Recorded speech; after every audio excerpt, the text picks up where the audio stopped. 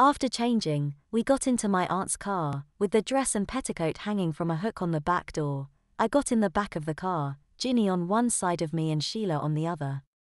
My aunt was driving and her friend was on the passenger side. We went to my aunt's house and Sheila brought me down to the basement with Ginny and said, "I'll get some refreshments," and left. "You've been a great sport about this," said Ginny, and she put her arms around me and pressed herself against me. "You deserve a little reward. I can tell you want to kiss me back, so don't be shy. Sheila will take her time." I did start to kiss her back very tenderly. "Wow, you're not only handsome, but you really know how to kiss." Holding up a bag, she said, "In case you were wondering, your nylons, panties, bra and garter belt are in here. The amazing thing to me is that, even all dolled up in that stuff, you still looked like a handsome boy. You looked amazing." Anyway, on Friday night, we went down to the town playhouse and went through the dress rehearsal. For some strange reason the director had us do the skirt lifting scene about 5 times.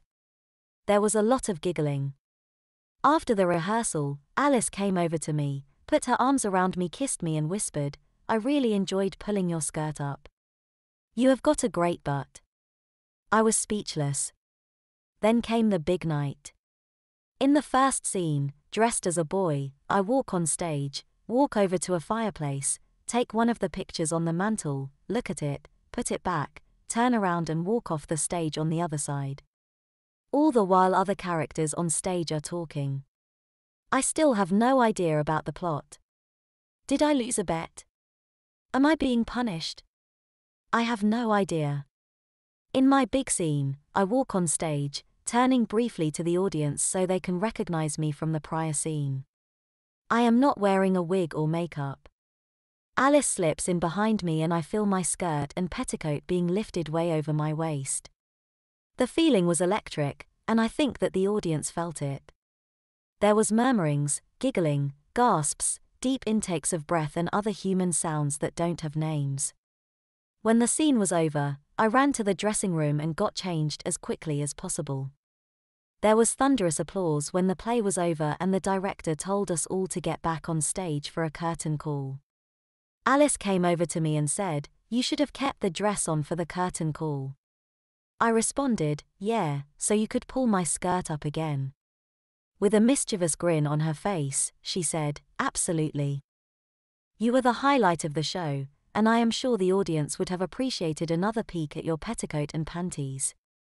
My aunt, Sheila, Denise and I went out for pizza afterwards. They were all still very excited. "You were great," my aunt said. "The audience went crazy when Alice pulled your skirt up," said Sheila. Denise said, "That petticoat was to die for, and those panties you were wearing were beautiful, too. You looked terrific in them." I was drained, and when we got to my aunt's house, I crashed and went right to sleep. The next morning, my aunt's friend called. My aunt was smiling as she listened, so I assumed that the reviews were good. When my aunt got off the phone, she excitedly told us that the critics loved it and that one producer wants to have it open off-Broadway. In one review, the critic said, "The look on the boy's face when the girl lifts his skirt is priceless and worth the cost of admission." My aunt then said, "There's only one catch. The producer insists that he will only produce the play if you are in the cast."